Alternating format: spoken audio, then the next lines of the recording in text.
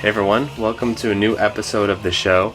Today I'm flying solo and I'm talking all about emulation, the whole pie, talking about kind of my history with emulation, my views on emulation, where I think emulation is going, and all the options you have available to you right now to emulate arcade games and shmups.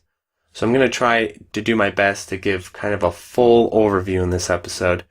And I'll also do my best to try and avoid too heavily emphasizing my biases and my viewpoints. I mean, obviously I'll talk about them, but I'm going to also try my best to present the other side of things and to give a well-rounded overview of the situation, because obviously the title of this episode is a joke, Emulation is Religion, but it's also kind of more truthful than you'd think, because there are two things in the shmup community that really fire people up. The issue of videos, shmup videos and shmup replays, and then the issue of shmup emulation.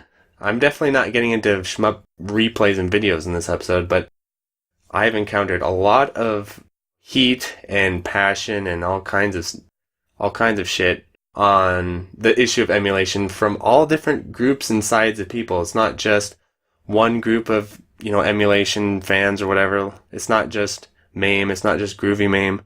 I've gotten heat from basically everywhere over this issue. So yeah, emulation is a big deal, especially in shmups, and I'll get into why, I guess, a little later.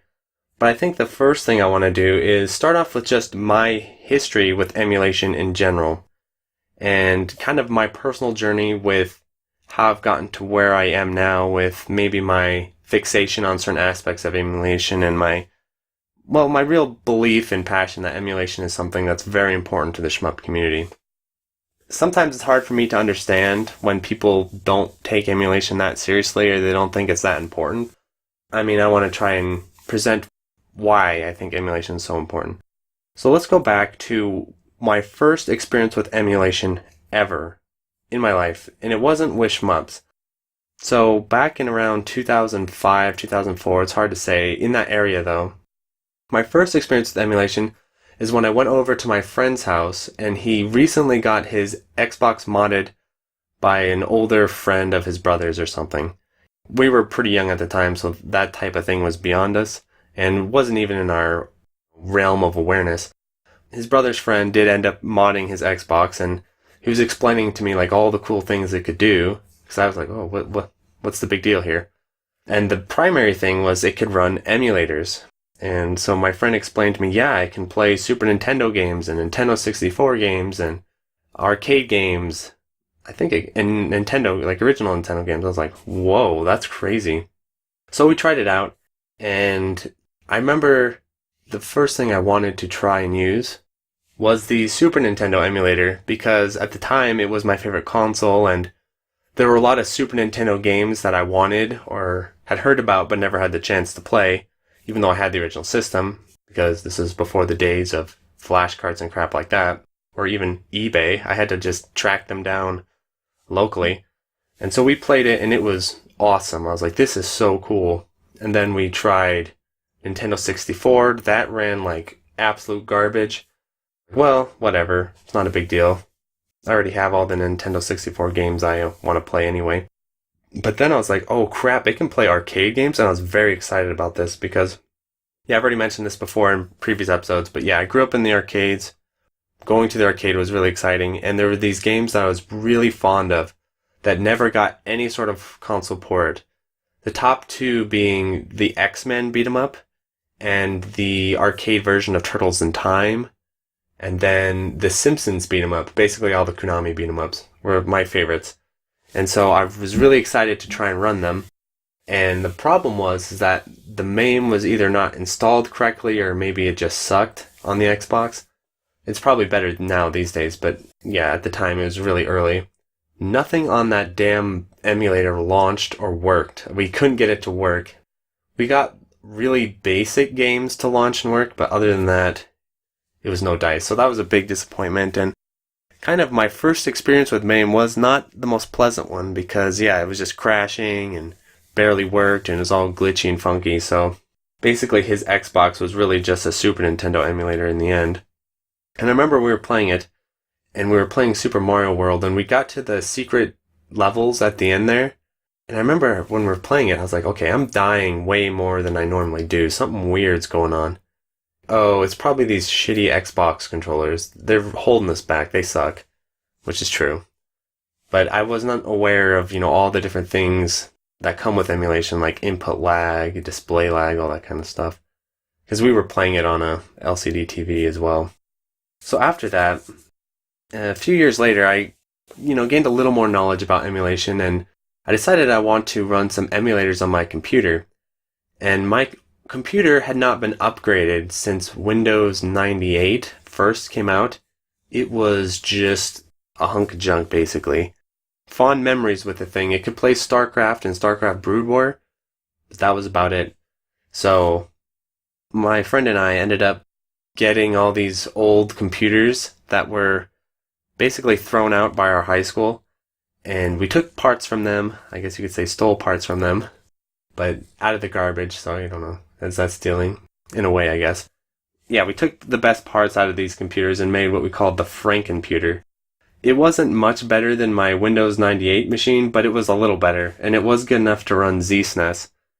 And so, at that time, I was really interested in Super Metroid. It was my favorite game, probably still is my favorite game.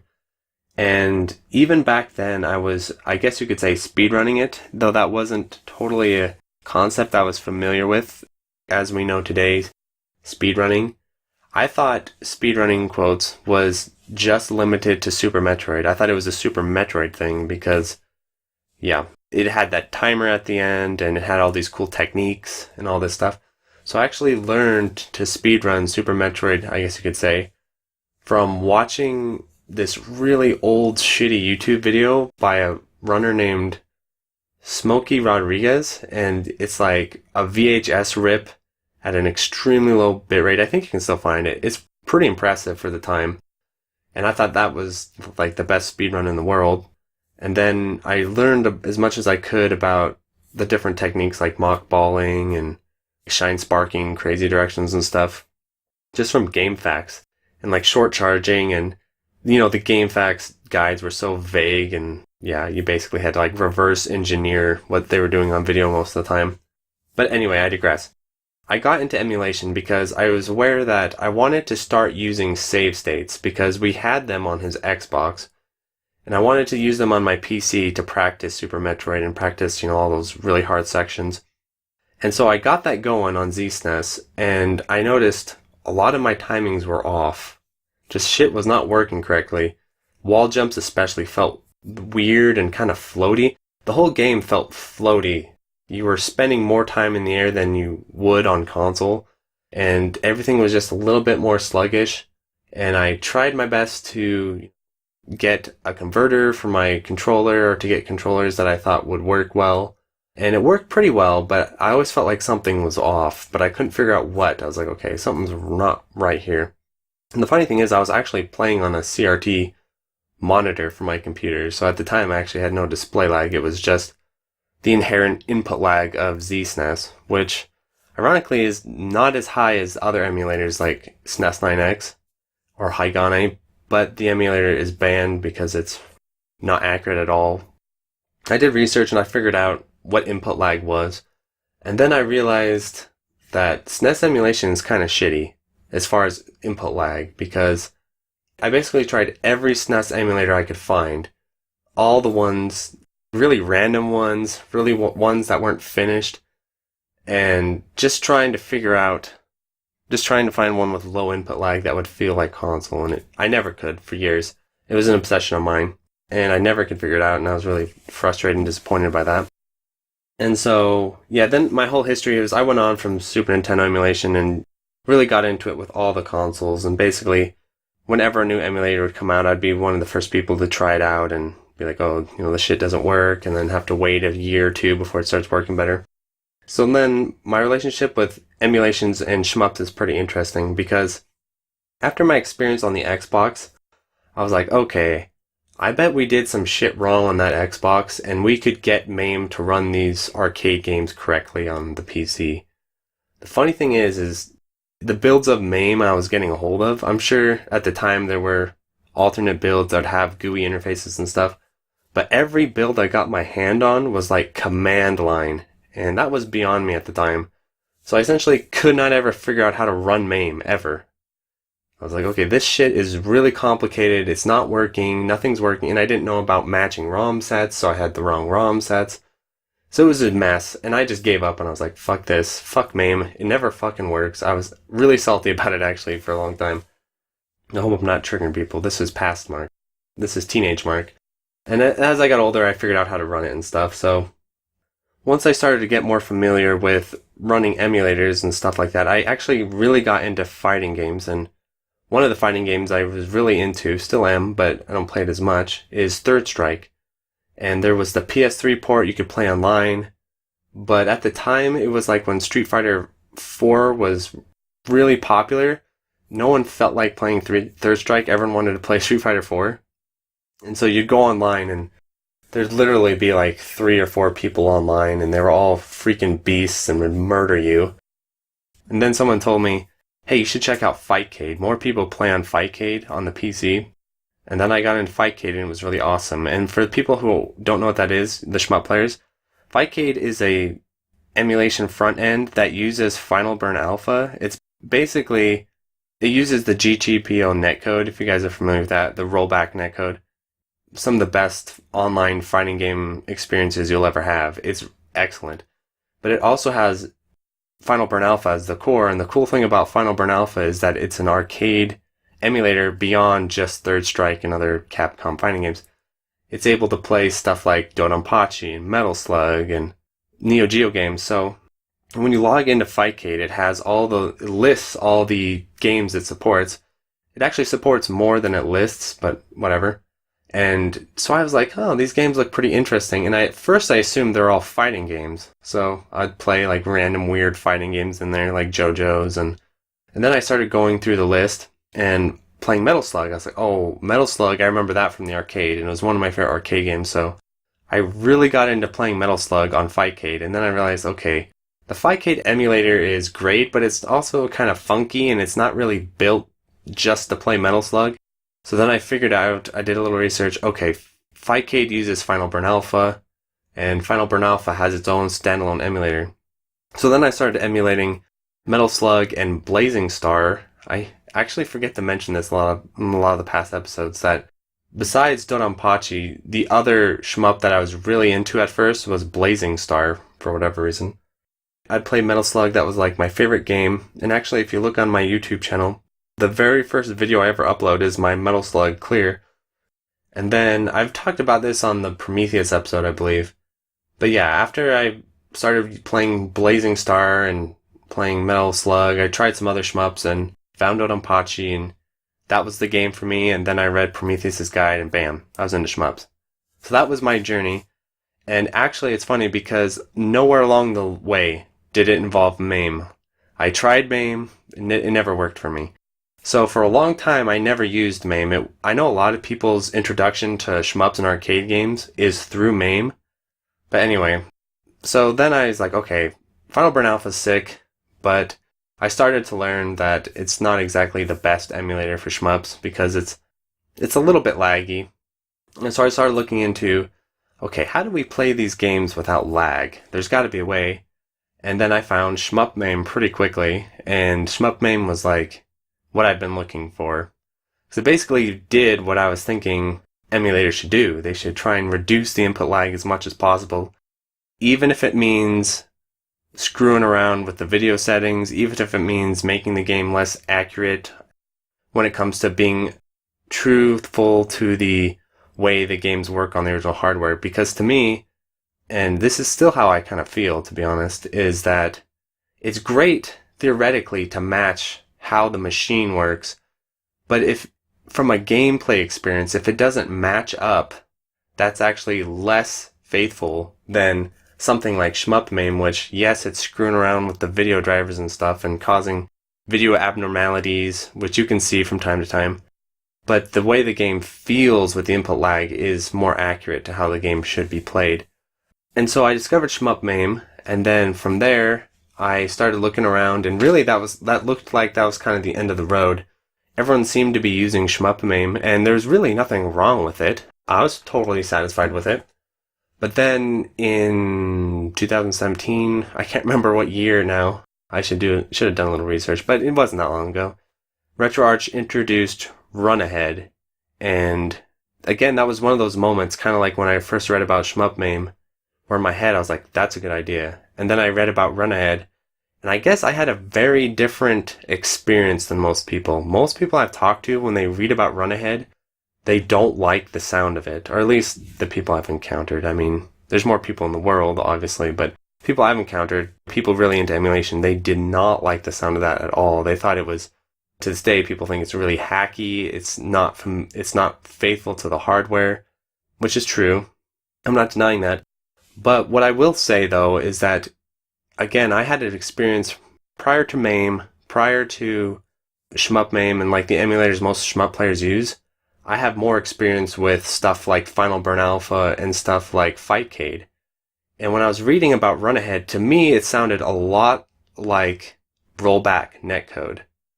I'm going to add a little link to this interview or whatever panel at EVO one of those years where the guy who designed GGPO talks about rollback netcode and talks about the philosophy behind it and how it works and all that stuff.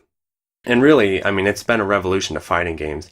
I haven't met a fighting game player. I mean, like, there's a few, but most fighting game players embrace the idea of rollback netcode. And a lot of fighting game players, even now, when a game comes out with delay-based netcode, like the old King of Fighters 13, the one before the new one, 13, it was a great game, one of my favorites in the series, but it had horrible delay-based netcode that basically made it unplayable.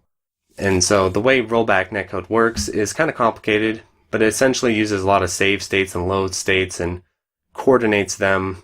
And yes, it can lead to some pretty silly situations. Like, there's been a few times in Fightcade where you'll kill someone, KO, and then then the game's like, wait a minute, that was a desync, and then it'll roll back. And so you'll continue fighting and KO's on the screen. I mean, stuff like that can happen from time to time, but really, when you're playing on a really solid connection, it's super rare. It's only when you're playing like someone in Switzerland or someone... I get good connections to Japan, so that's not even an example. Someone in like Pakistan, someone way out there, maybe Brazil, because they don't have really good internet connections to me.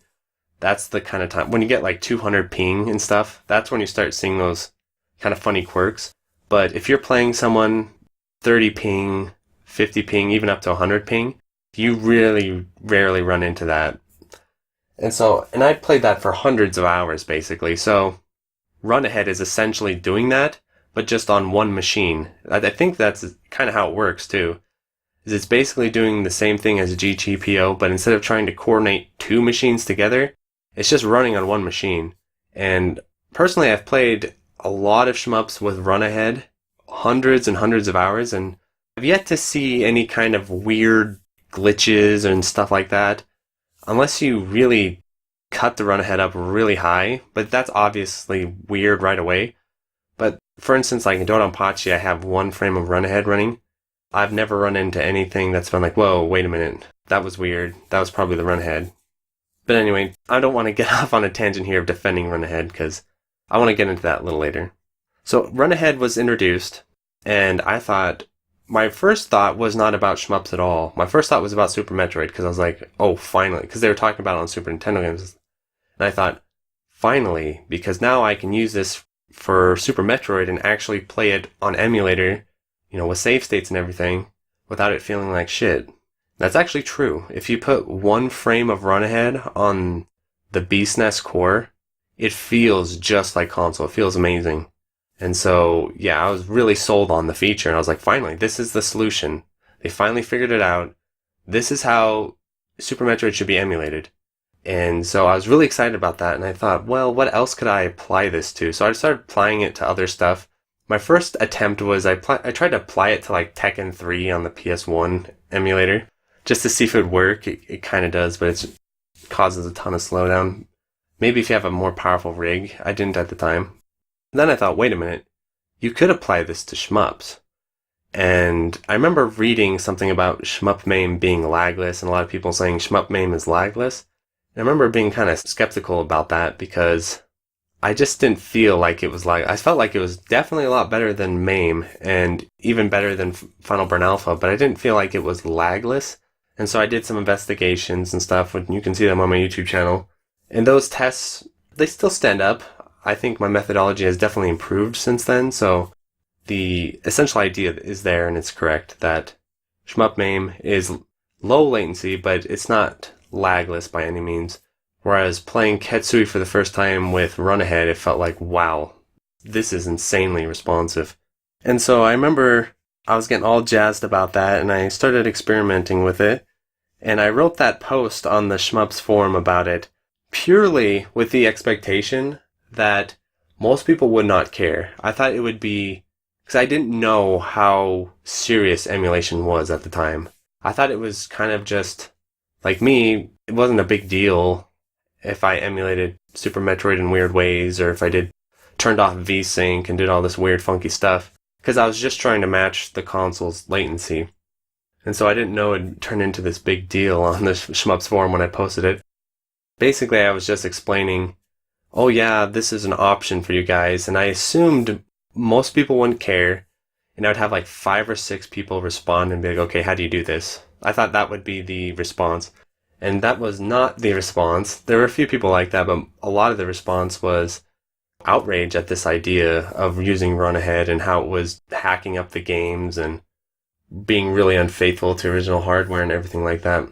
And so since then, I've kind of expanded my horizons and tried to take a wider view of emulation, because at the time, my thoughts were very simple. It was, I want this to be low latency so it feels good.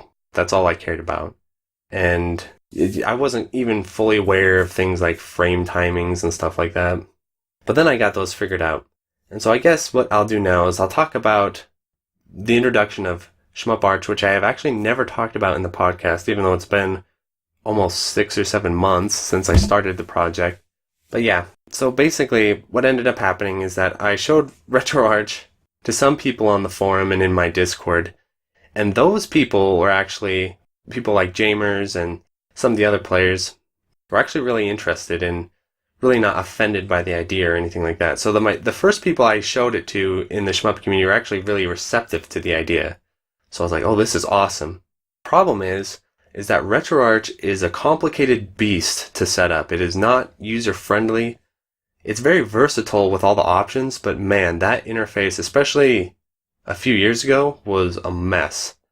And there was a lot of weird quirks that even I took forever to figure out. Like, a really simple quirk is that if you press escape, it closes it, but it doesn't save anything. Now, having messed around with RetroArch a bunch, I understand why it does that, because there's lots of times where you'll change a feature and it breaks the emulator.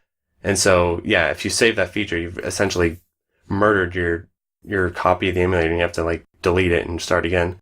So yeah, I get the escape keys like literally like an emergency button, like, oh shit, I busted this thing. Let me escape without saving anything so I can go back in and redo it.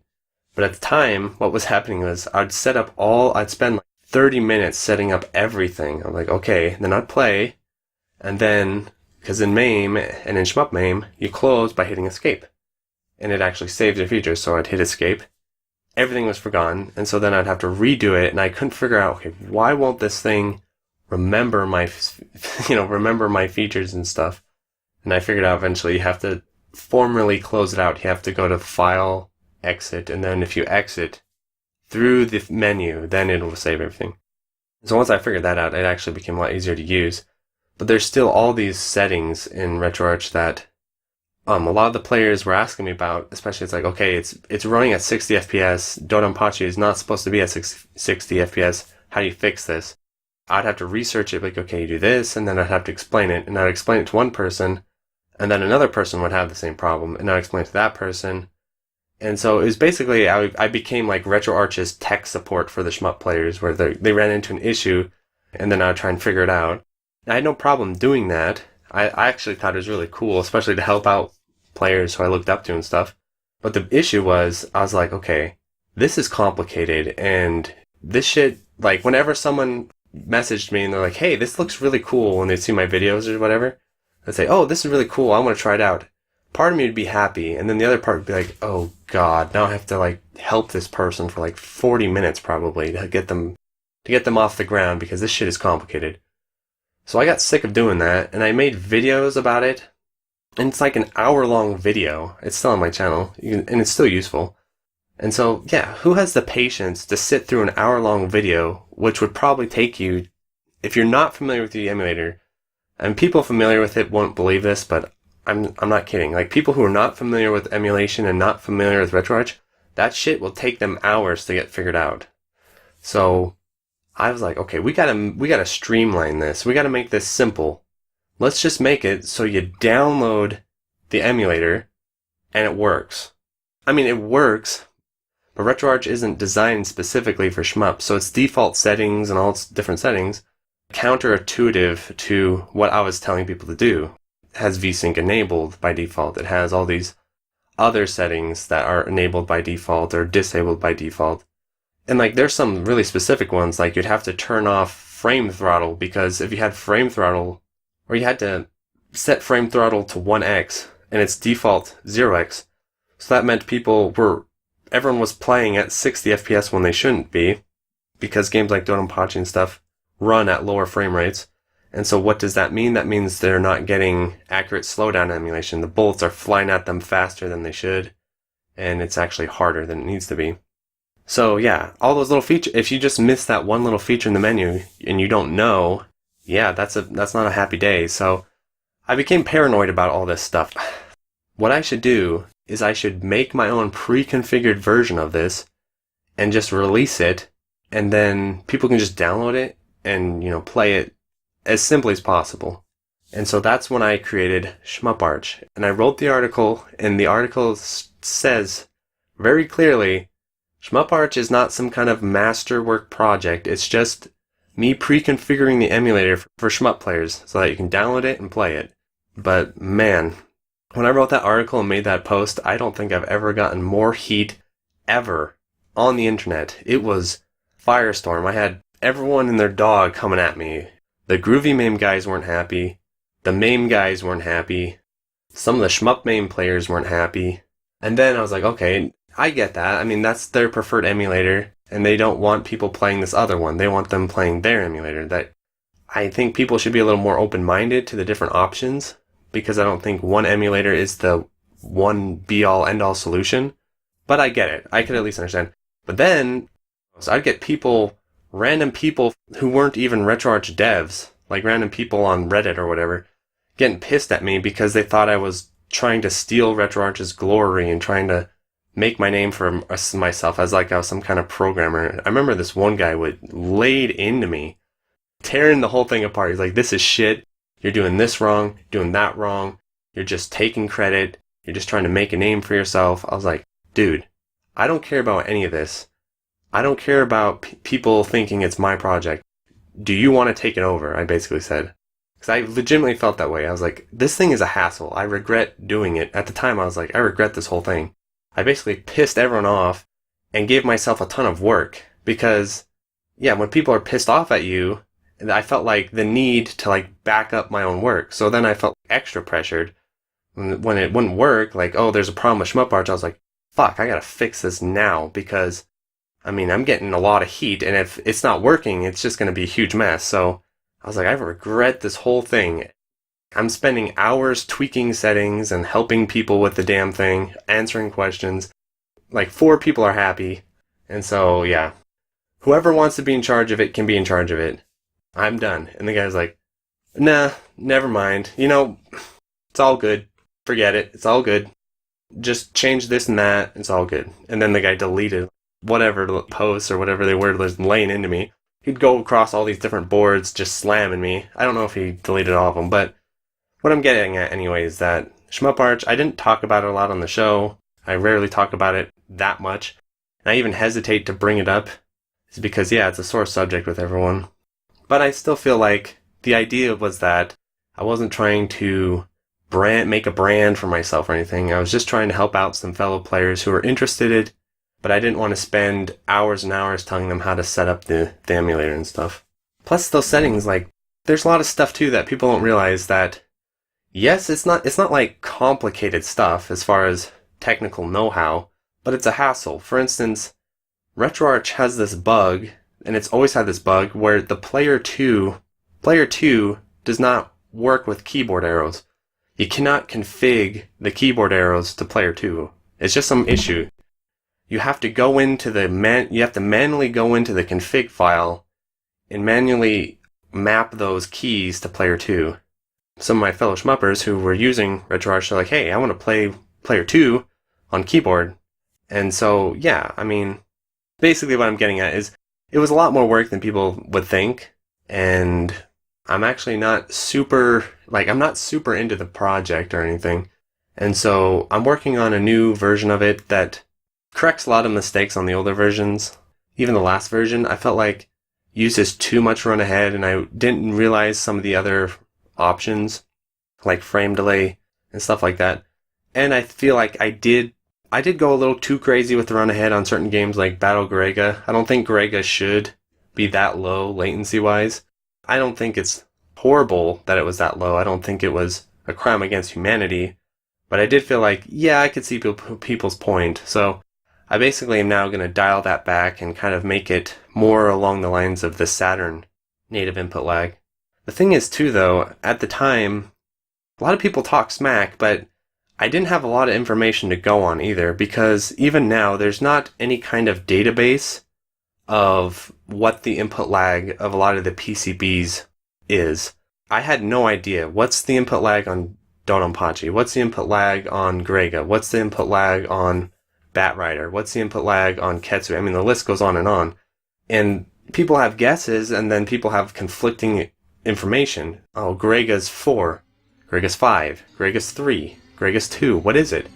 People don't know, so I didn't know either. So at the time, I was like, I just assumed, okay, let's just make it all pretty low. That way, maybe close.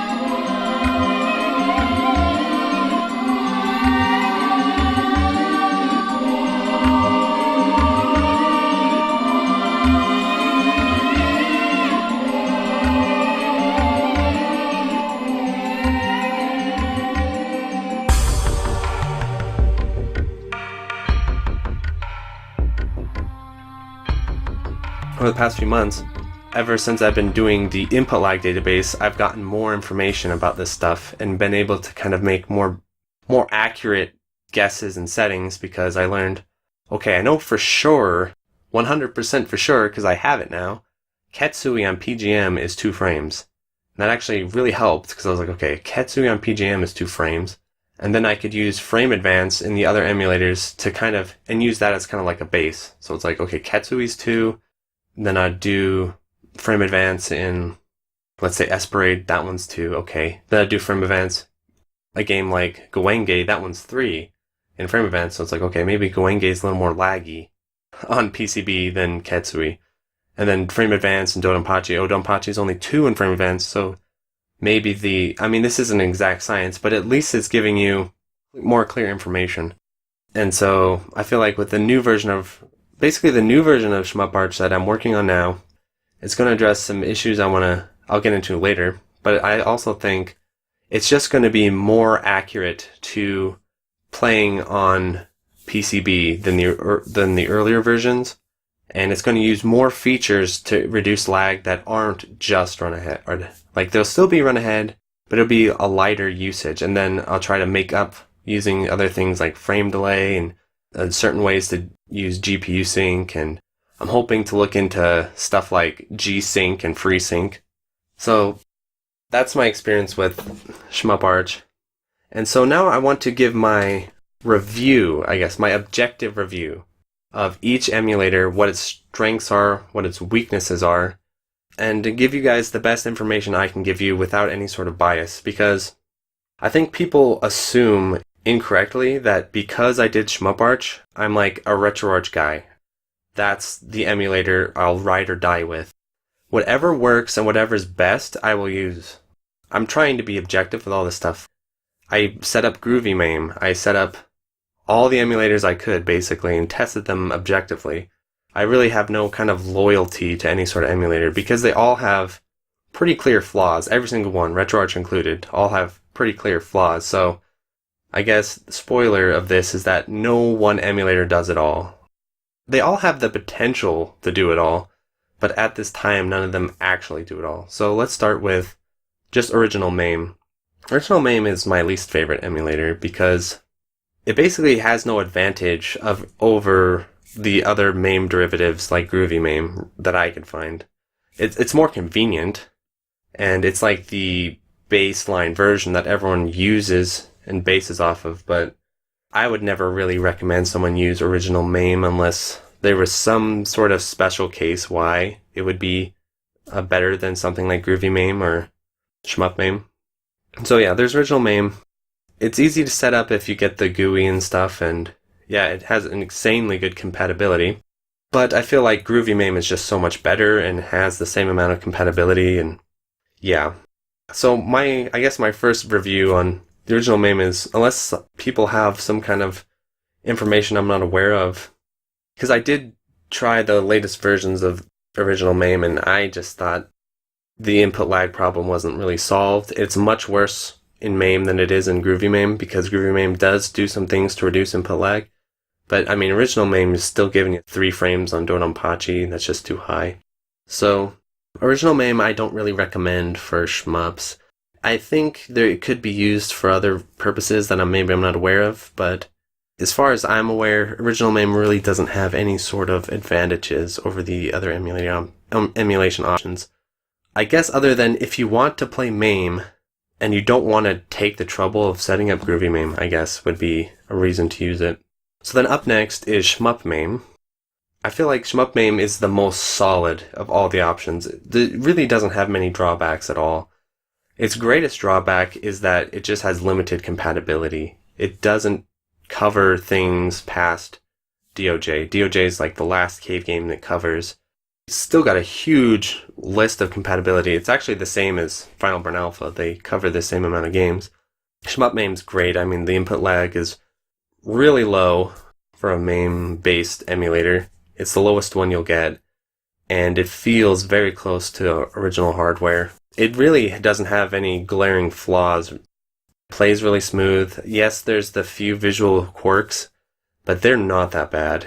They're really not that bad. So Shmup MAME is like in my opinion, the tried and true. You really can't go wrong with it if it'll run the game that I've run into. Maybe there's been people, I'm sure there's certain games that I haven't really played that probably are busted in the version or whatever, but yeah, Shmup MAME's a really, really solid option, and I mean, people have achieved insanely good records on it. It's just, never feel uncomfortable recommending Shmup MAME to someone. Like, if someone just came into the community, I'd probably recommend Shmup MAME as their first emulation option, because Groovy MAME and RetroArch are really cool, and they have really cool features and really cool things you can do with them, but they're a lot more complicated to work with and stuff, and so Shmup MAME's like a really good starting point. And there's still certain games like DOJ that don't run well in RetroArch at all, so yeah, Shmup MAME, I don't really have a lot to say against it other than its limited compatibility is a problem. It won't ever evolve that I'm aware of. Like, if the guy went in and did a updated version of Shmup MAME with, a more recent MAME core or whatever, I don't know, a more recent version of MAME, and it covered stuff like Futari, it's covered the later cave games, that would be amazing. And I'm actually really surprised no one has done that, but maybe that's just impossible or whatever at this time. So Shmup MAME, a great option. I'd love to see it updated. I don't know if it ever will be, but if it is, I'd be all over that. And so next up is Wolf MAME. Wolf MAME's really cool. I don't have a whole lot of experience with it.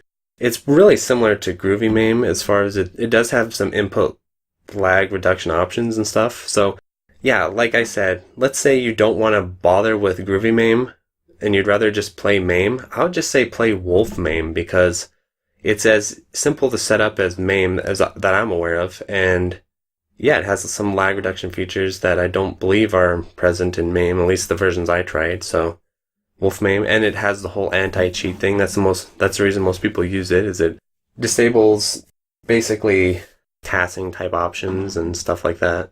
Pausing, I believe, too, when you're doing a run and recording an input. So Wolf MAME's something that's really cool to check out.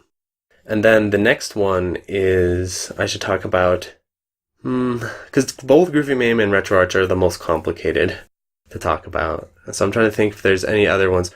I guess just standalone Final Burn Alpha, the standalone version, not the version through RetroArch. I have quite a bit of familiarity with that, and there's some pretty fun things you can do with that. As far as like playing fighting games and stuff, I still think it's really good. Really, I don't think there's a whole lot of reasons to ever use it, because its version in RetroArch is so much better.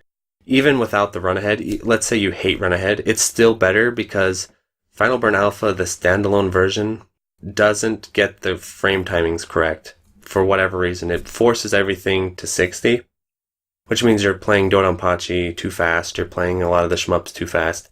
And RetroArch, for the most part, with most of the games, does get the correct timings to the FBA core for whatever reason. So even if you don't like run ahead, I still think using RetroArch, and there's frame delay in RetroArch too.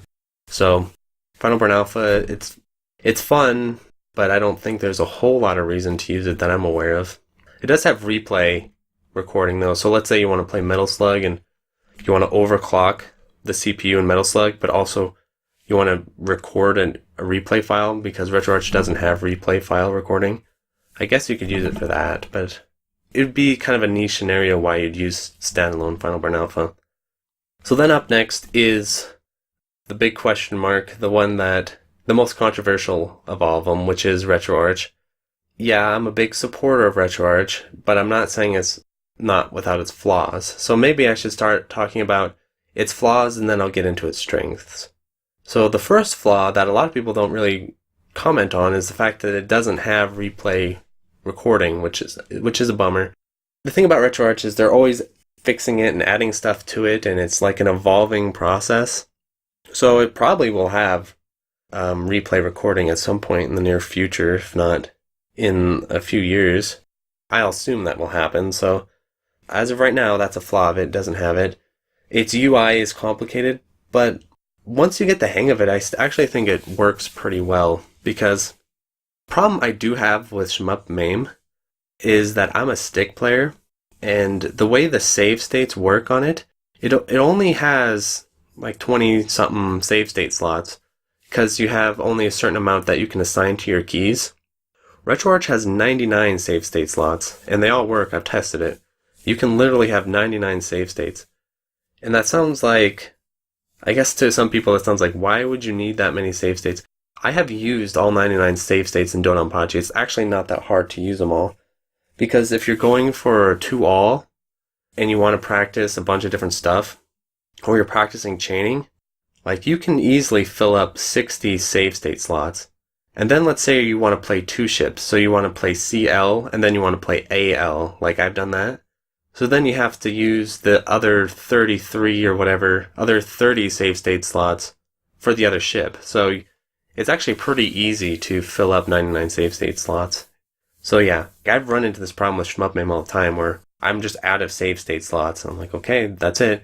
And then if you're playing on stick, you have to load state. I have a button on my arcade stick, load state. And then you've got to have a keyboard handy and hit the keyboard key to go to that save state. And that's actually kind of a pain in the ass sometimes, especially when you're like juggling different save states and you're playing in a dark shed like I am. I gotta like feel the keys, or I have to put a little flashlight next to the keyboard to be like, okay, where's the J key? Where's L or whatever? So I think that's a flaw of Shmup MAME, is it doesn't have good save state support, I don't think. For keyboard players love it, obviously. Like, again, though, even if you are a keyboard player, you don't have as many save state slots, though. You only have 20 something or another, 20 or 30. Whereas on RetroArch, you'd have 99. And so even if you are on keyboard, I still feel like RetroArch's save states are a lot better because there's just way more of them. And if you get the hang of RetroArch's save states, it's actually not that bad at all. What you do, here's what I do. So I have my arcade stick. I have my fire, rapid, bomb. And then on the third button, both top and bottom, I have menu and I have load state. So I have load state on the top third button and I have menu on the bottom third button. Don't use a save state button. That's completely pointless because not only will you hit that and like mix your hands up all the time, like, oh, you meant to load the state, but you save stated, that sucks. So you have a menu and you have a load state.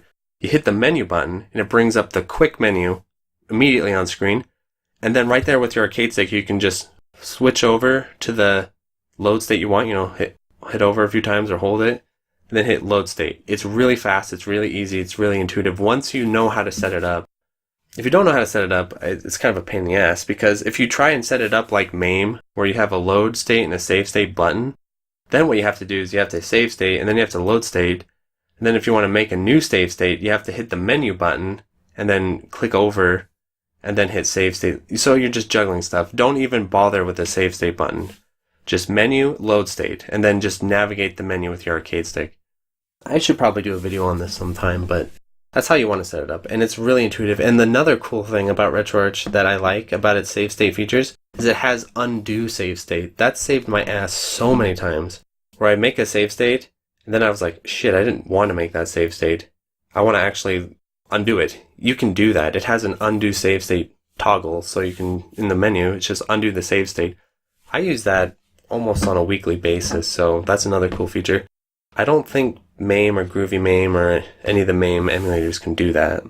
Yeah, and Groovy MAME's even worse with save states because, I don't know, it's just kind of funky because you assign it to a button, but you can navigate to it with your arcade stick.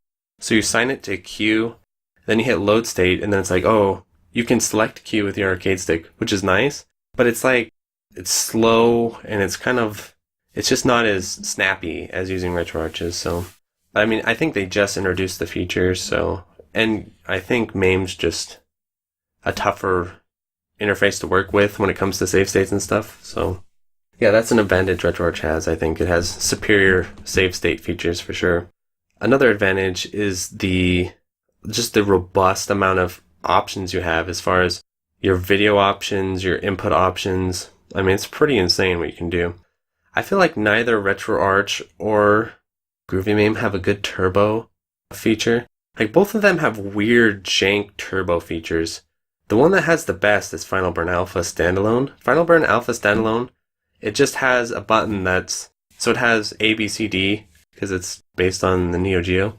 And then it has A rapid, B rapid, C rapid, D rapid, and you can just map them to a button.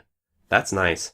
So then you could, for Donpachi for instance, I mean, Donpachi has it built in, but let's say, for whatever reason, you don't want to do that, or there's some of them like Mushi is a good example.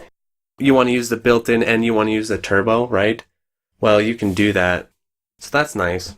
Let's think. So some other strengths of RetroArch. So the obvious one is the run ahead. The controversial one, I guess I could say, is the run ahead. RetroArch has that. No other emulator has that. And man, yeah, I think it's a great feature, especially now that I've learned to apply it more sparingly. I don't think you should use run ahead beyond 3 frames unless it's really, really necessary. Because that's when, beyond 3 frames, it works, but it's just, I feel like it's just chopping too much off. But 1 or 2 frames, I think, works great. Especially since those frames, a lot of them are just added in by the emulator. I mean, that's still not the best way to go about things completely. The better way is to program the emulator to just not have those in the first place. But yeah, so yeah, Run Ahead's a hack. It does things that wouldn't be possible on original hardware, obviously. But from the pragmatic point of view, it's really solid, especially if you keep it low. I remember Jamers asking me about if it was possible to go through bullets with Run Ahead on. Like, let's say you set Run Ahead to 8 frames, and then you try to fly through a bullet formation and then skip through the bullets because some weird Run Ahead glitch. I don't think that's how it would work, and I think Jamers tested this. I don't know what he found out exactly, but I think what would happen is if you overran it really hard, like you ran 8 frames and it needed 1 or 2, I've done that a few times. It looks janky and crazy. It doesn't give you any kind of advantage because there's no point. You can't cut to 0 frames. It's like you're still going to be down to 1 frame or whatever. So all you're doing is just causing glitchiness and stuff. But among that glitchiness, I don't think you can just like start going through bullets and stuff like that. What I think would happen is that the enemy ship would fire a bullet and it would hit you before you thought it would, because the game's running ahead, and it would check and be like, oh, you got hit before you actually were hit. I think that would happen. Yeah, it's really obvious when you start running ahead too much, though.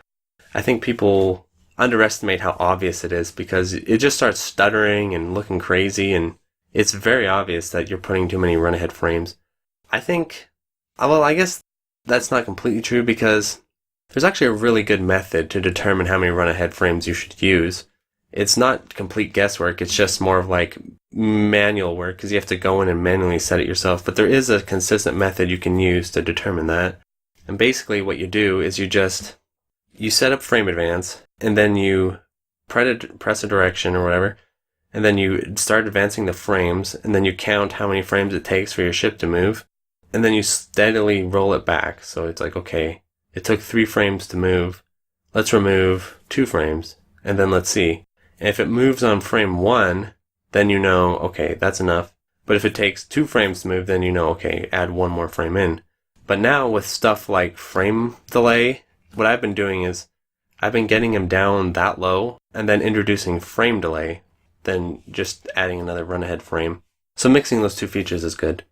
I feel like it feels better too. It feels less jumpy and stuff, I guess, because when you start to really cut into the frames, it does feel a little jumpy. But if you tweak it carefully, I feel like it feels really solid and it feels natural. It doesn't feel hacky or weird at all. And RetroArch also has newer stuff coming out. Like there's this cool new feature called sync content to frame rate or whatever, sync content to GPU. I don't know what it is. It has this sync content feature where, and I'm going to test this now with G-Sync and stuff, where essentially it's going to do the same thing that GroovyMame does, but on a G-Sync monitor or on a FreeSync monitor rather than on a CRT, which I think is a really good thing. And I'll probably get into that more later because it's really complicated, and I'm sure this episode's already complicated enough for you guys. Really, I just think RetroArch, it has a lot of flaws. The biggest flaw is that only the Final Burn Alpha core works correctly. I wouldn't even bother with the MAME cores because they don't function correctly at all. They just have, if not the same amount, more lag, and they don't even have save states that function, whereas GroovyMame does. There's really, at this point in time, there's no reason to use the MAME cores in RetroArch. They're just shit. But I did put out a bounty, and I've been trying to kind of gather more interest, and if someone listening is interested in this, to get more work done on those MAME cores in RetroArch so that they do have save states, and so that they do have access to run ahead. I think getting those on board for that core would be really, really good, and it would open up, games like Futari, it'd open up the later cave games and stuff. So yeah, I really hope someone looks into. The bounty's not that big, but people can contribute to it to make it bigger, and hopefully someone takes an interest and tries to do that, because I do think that could be really, really solid. That's enough about RetroArch. I'm sure it's very public that I support RetroArch, so if this podcast is making you mad that I like it, I don't know what to say. I've heard it more than I think people expect. I've heard more feedback and more whatever. I've gotten more heat than people, I think, realize about that. So now I think the piece de resistance of this episode, the big question, the mystery emulator, GroovyMame. So much is said about GroovyMame. It's like shrouded in this cloud of mystery of what it can do, what it can't do, what works in it, what doesn't work in it. It is a complicated beast to set up, I'll say that. It is not for the faint of heart. Even someone as into emulation as myself. I mean, if you just follow their guide exactly, you might be able to do it, but I can't guarantee that because I did such a thing. And the problem is that the guide was incorrect because it was outdated. Like, they need to update their guide. So I was running into all these errors and stuff that, like, for instance, it was saying, oh, if you want to reduce input lag, you need to rename and select this video driver. Well, in the version of that guide, that's true, but in the newer version, trying to do that just crashes the emulator and you have to select this other driver, so this other video driver. So yeah, that's my feedback on setting up GroovyMame is I feel like someone on the team should update that guide or revise things. Like, a lot of GroovyMame was piecing things together, and there was a really helpful guide someone put on YouTube. The channel name is Bob Marley, so shout outs to the Rasta himself. But yeah, he had a guide. It was a little bit outdated because it was explaining how to install an older version of GroovyMame. As of today, as of this recording, the version of GroovyMame you want to use is 0.207. Because 0.208, for whatever reason, its frame delay feature is busted. And I didn't know that till I posted on their forum and basically was like, help, what the fuck? And they're like, okay, that version is busted. You need this version. So 0.207. And don't use older versions either, because I tried that and they were a mess. As far as the input lag, they were really laggy. Probably because I had to change that driver in them. Rather, as in the new one, you don't have to do that. It's already set for you. 0.207 as of this recording. That could change, obviously, if you're listening to this a year later or whatever. But as of this recording, that's the version you want.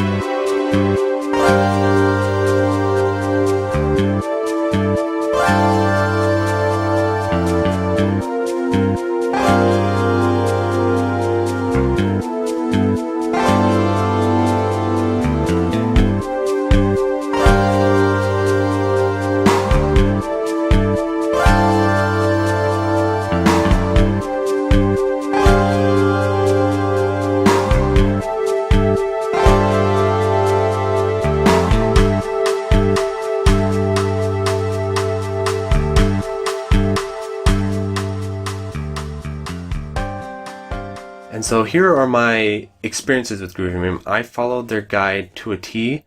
I got the special AMD video card that you need. I got the exact computer they recommended.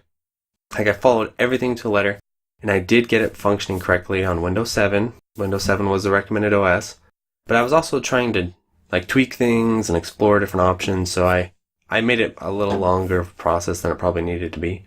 But yeah, once you get GroovyMame up and running, I can now report to people who are very curious about this my findings. And again, I didn't come into this with any kind of bias or any kind of agenda. Even before RetroArch, I was very curious about GroovyMame. I just never got around to doing the whole setup and everything. But now I did. I am actually looking at my GroovyMame setup as we speak. And so in a lot of ways, I feel like GroovyMame is an emulator that I was built to appreciate because it uses CRTs, it uses custom video timings, it uses special drivers, it does all this stuff that I like, right? Like, I like that kind of thing. I like specific programs and hardware and workarounds that make shit run close to what you'd want it to run. I like all that kind of thing. And so first off, I have to say that the work that has gone into GroovyMame is really impressive. It's obviously a high level of dedication, which is maybe why, RetroArch pisses them off as much as it does.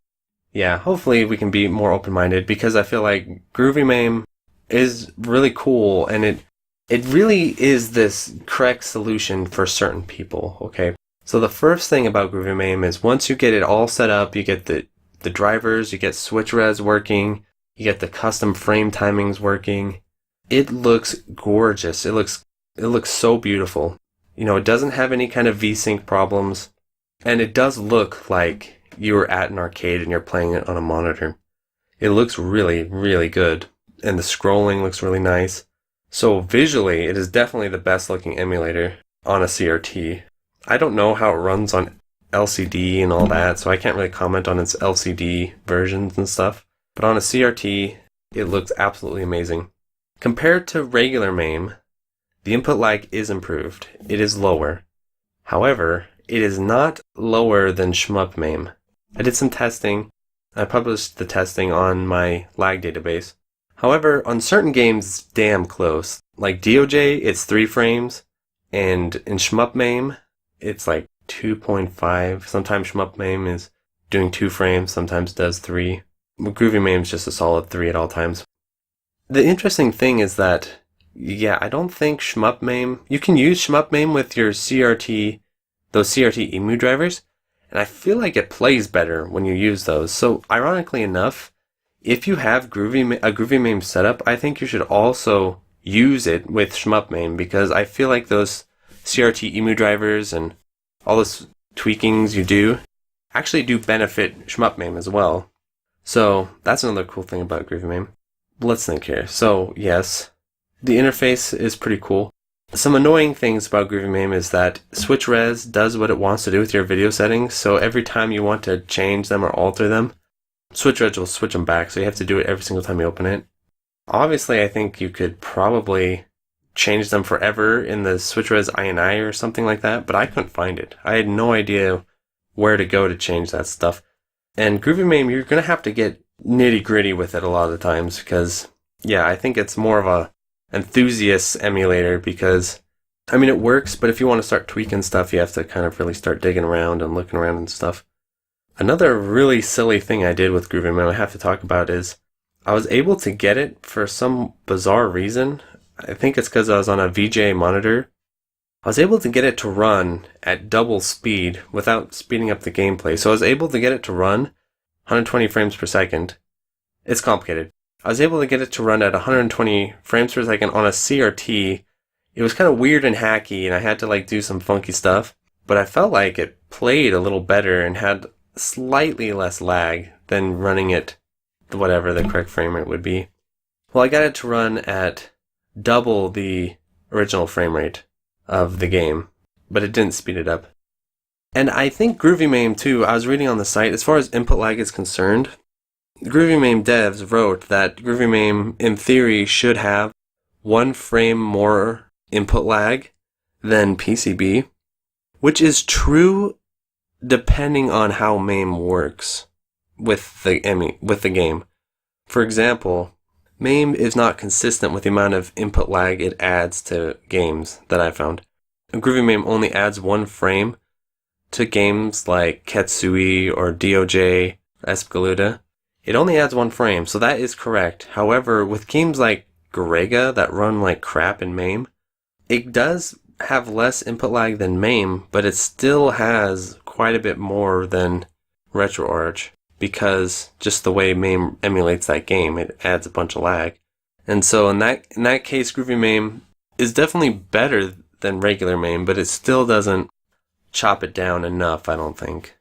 But it goes on a game-by-game basis, and that's what I'm basically getting at here, is that depending on what you want to do, and depending on what games you're playing, you're going to want to use different emulators. For example, DOJ does not work in RetroArch. It doesn't, for whatever reason, the core timing is missing, so it runs it at 60 frames per second no matter what you do. And even if you try and manually go in and change the frame rate like I did, it just causes weird glitches and funkiness and slowdown issues. So really, at this point in time, unless I figure out something with G-Sync or something weird like that, DOJ, just don't play it in RetroArch because it doesn't run correctly. You want to play that in ShmupMame.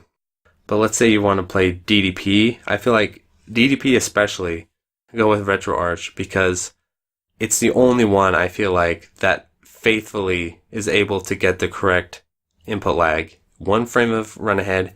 It just seems to fit the game really well. It doesn't cause any sort of issues. It's only 1 frame of run ahead and then a little bit of frame delay on top of that. And Jamers has tested this as far as he went to Fightcade and he played on the PCB of Dodonpachi, and he said, and he spent hundreds and hundreds of hours with this game, obviously. He said that RetroArch felt exactly the same, but ShmupMame and, MAME, and he hasn't played Groovy Mame, but Groovy Mame 2 have too much lag for Dodonpachi because, for whatever reason, they have 3 frames of lag, but Dodonpachi should only have 1, at least according to Jamer's field test, and it just feels like that's how the game should be played. So, in that case, I feel like if you're a Dodonpachi player, you should be using RetroArch. You shouldn't be using ShmupMame because you're adding more lag than you need. And then there's one like Ketsui or the PGM games. Those, I feel like you can go with any of them. You could play Groovy Mame, you could play RetroArch, you could play ShmupMame. Wolf Mame, you could play, like, those games seem to emulate well on all of them. So those, you could, whatever you want, whatever one you want to use. RetroArch has the potential to have the lowest amount of input lag at only 2 frames to match PCB. But, I mean, Groovy Mame comes close, I feel like, and so does ShmupMame. They come really close. Same thing with, like I said, the other PGM games. So those, it really just comes down to preference. If you want that 2 frames, because the other ones are 3, but if you want that 2 frames, you're going to go with RetroArch.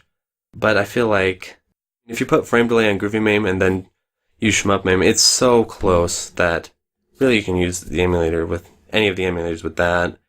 And then if you want to play later cave games, you got to go with Groovy Mame. That's the way to go because you have no other options. Regular Mame is too laggy.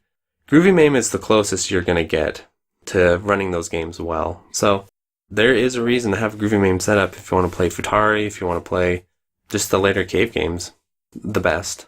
I think there's still too much lag. I don't think it's like the perfect solution because I feel like, for instance, when I tested it, it's 4 frames of lag. If you do the crazy 120 hertz thing where you double the frame rate, that chops it down half a frame to about 3.5 frames.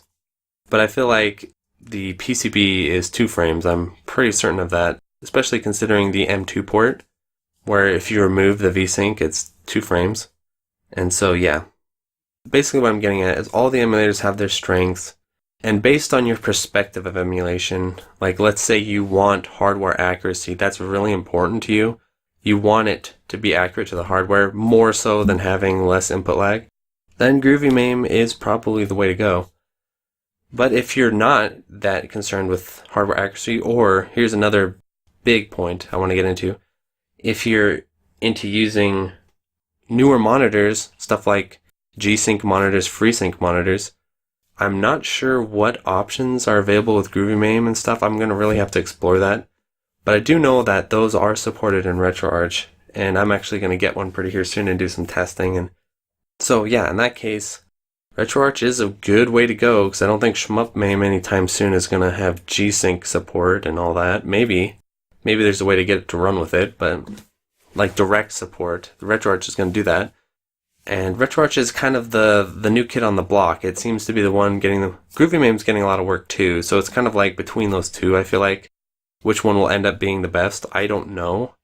Personally, for me, probably because I'm such a supporter of Run Ahead, I'll end up using RetroArch the most. But I do have a Groovy Mame set up, and I do use it, and then I do use ShmupMame from time to time too, so they all have their uses. I think it's worthwhile to get familiar with all of them. I mean, the main ones all run pretty much the same, except Groovy Mame, that one you gotta learn what you're doing. And then there's RetroArch, which is its own beast. So I guess I could end the summary by outlining what kind of players would use what.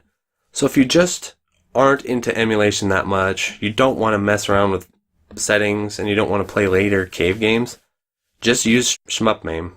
Like, there you go. It's the simplest. It has great low input lag. It's tried and true. It has all the features.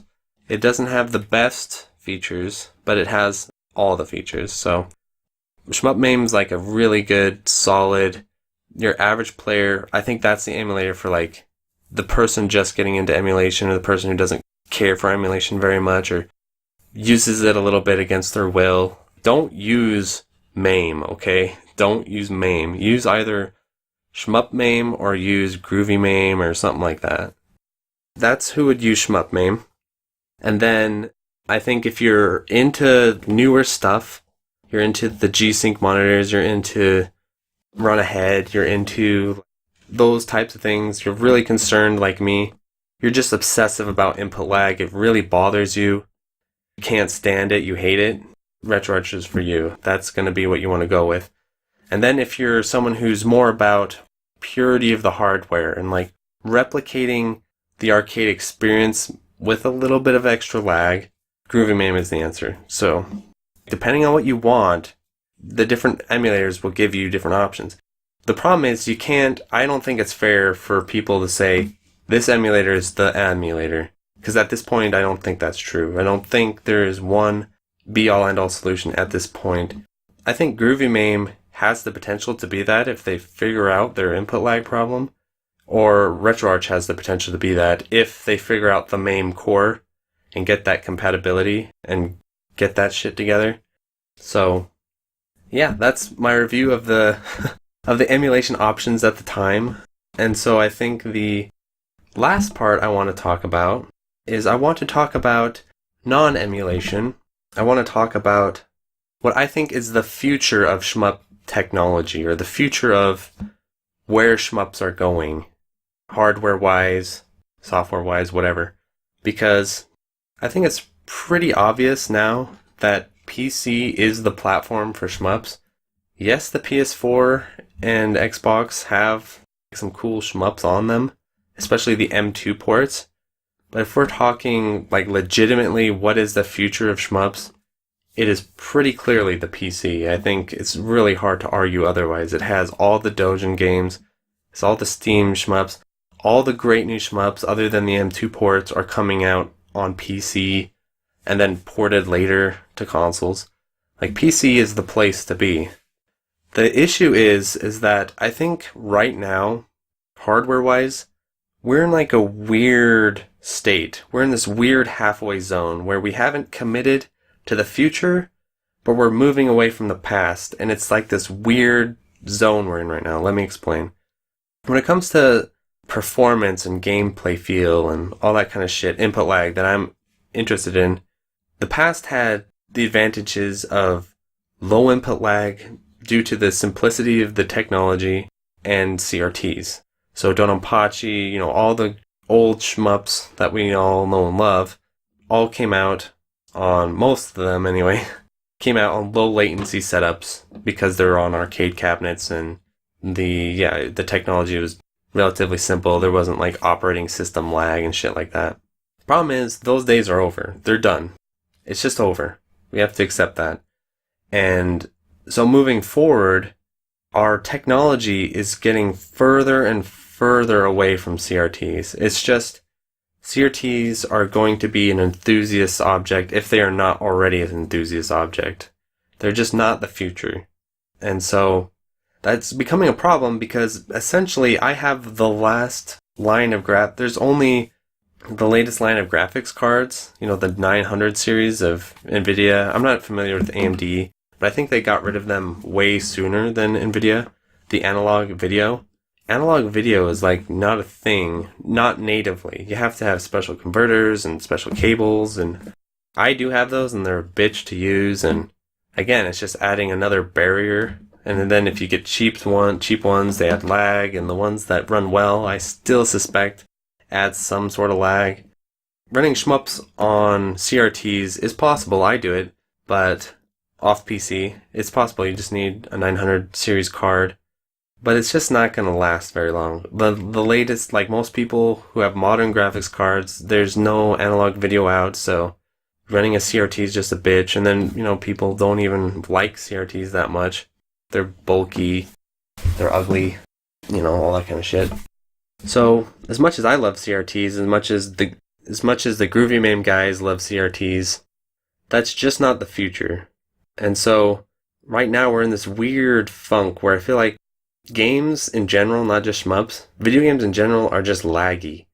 Like, everything's fucking laggy. It really bothers me. Fighting games. There's like this really good chart of input lag in the Tekken series. And it's literally just a ladder that's growing. It's like Tekken 3 had like 3 or 4 frames. Tekken 5 added 1. Tekken 6 added 1. Tekken Tag added another. And then Tekken 7 added another. Like, it was just like an upward trend. And like every fighting game is like that. They're all adding lag. Everything is getting laggier. And shmups are the same way too. Shmups are getting laggier. I mean, luckily, like I said, the good thing is since shmups are coming out on PC and there's all kinds of janky shit you can do on PC, like turning off VSync and running and using a CRT or doing weird stuff with your monitor settings and stuff, you can still get them pretty low latency, which is good. But I feel like moving forward, I've recently come to the conclusion that I really think the standards need to start shifting as far as how people are programming, traditional arcade genres. I feel like our reliance on the past is kind of becoming a barrier. For example, I feel like first-person shooters are a really good genre to look towards as far as this. All the new innovations with video technology like G-Sync, FreeSync, input lag reduction and stuff, all that is coming through FPSs because of the competitive scene for FPSs. But for whatever reason, fighting games, even though they're competitive, are not updating with the times. They are still stuck in the world of 60 frames per second and locked 60 frames per second. I get why. I get it's because the frame data is tied to the FPS and all that. But really, I think we need to start thinking about adding higher frame rate modes to traditional arcade genres. Because ironically, genres like shmups and fighting games would be the ones that would benefit the most. You get smoother gameplay, you get better response time on digital displays. They just plays better. And yeah, I've talked to people about this, like, hey, we should really look into when you're programming a shmup, it is possible. I think at least people should start looking into it. I'm not saying that this is going to be for sure the way to go, but I feel like it should be worth looking into as far as getting 120 FPS modes for shmups and stuff. And I feel like it's kind of like the way 4K is. Remember when 4K came out? And it's still, some people are still like this. Like, people are like, 4K, there's no point in 4K. It's 1080p is fine. We'll just stick with 1080p forever. And then slowly over time, we kind of got used to 4K. And then everyone started getting 4K TVs when they got cheaper. And then they're like, oh, 4K actually does look better than 1080p, for sure. I went through this too. I just got a 4K TV like last year. And I was on 1080p before then for years and years, and I had no plans on ever upgrading.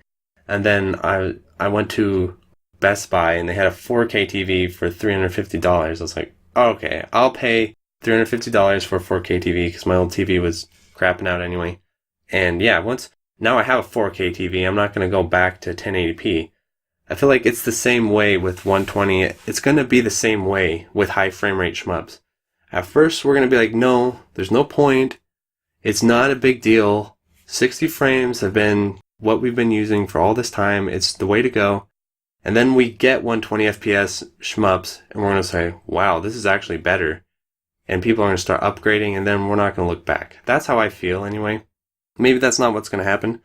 But I'm going to get a G-Sync monitor, and I'm going to mess around with it. I do have a little bit of knowledge with running GameMaker and stuff, and I have a little bit of experience with programming my own shmup alphas and stuff.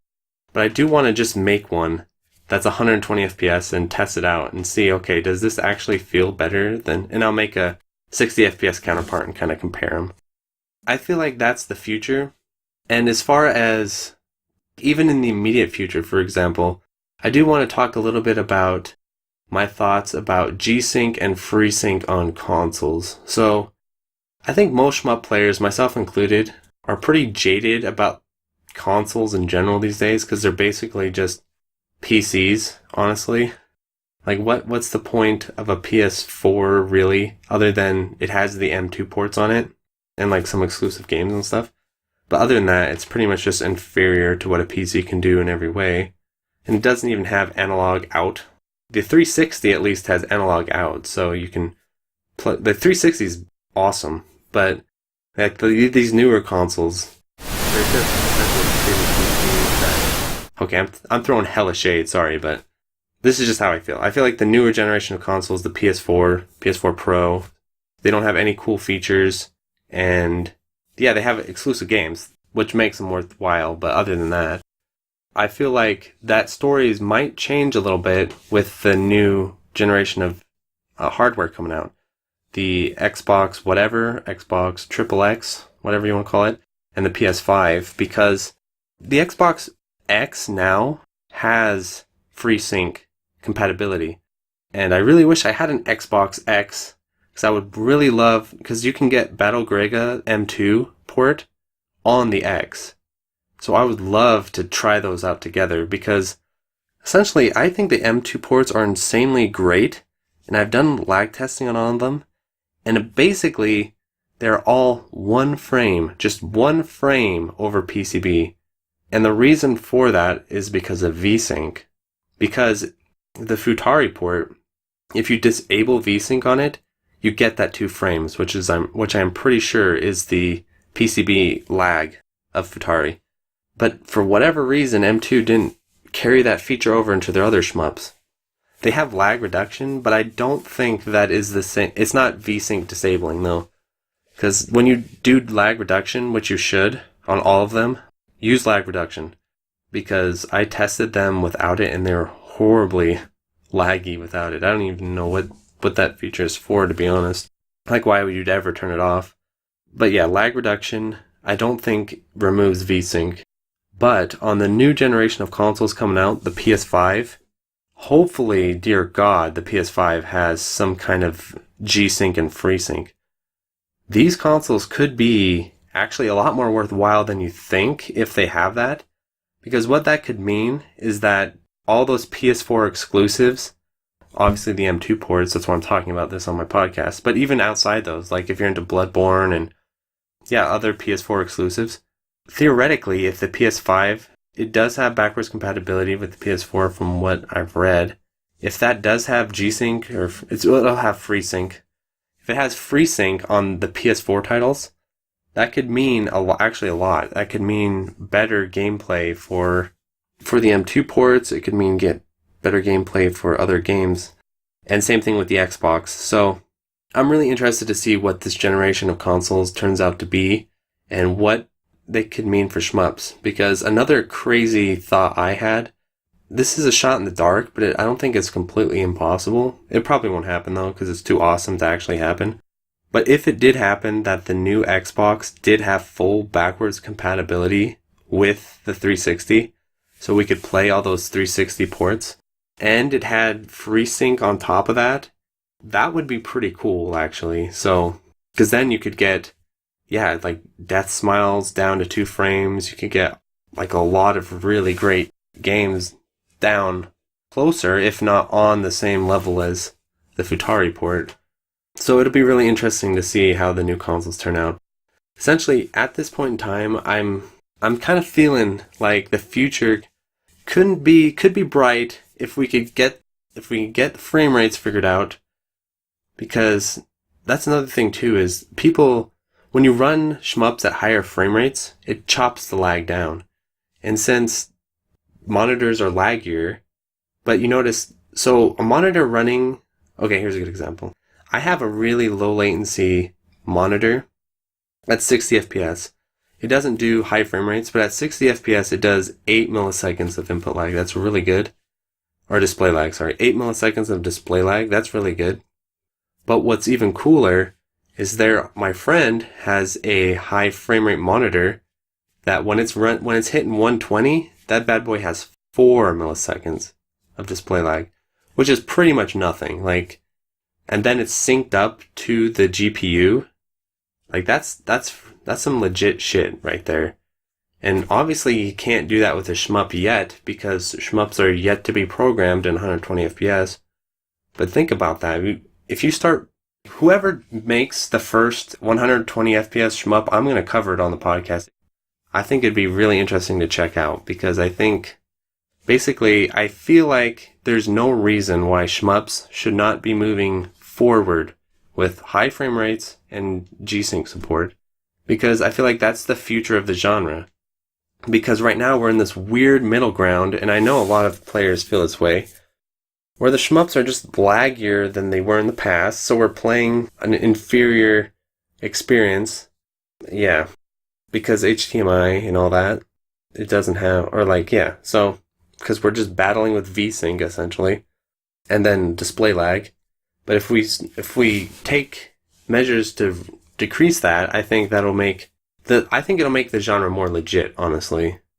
So, yeah, those are my thoughts on emulation and the future of kind of where things are going. I think if we can get things running in the direction of better input lag without having to use run-aheads, by using things like high frame rates, black frame insertion, or frame delays, another cool feature.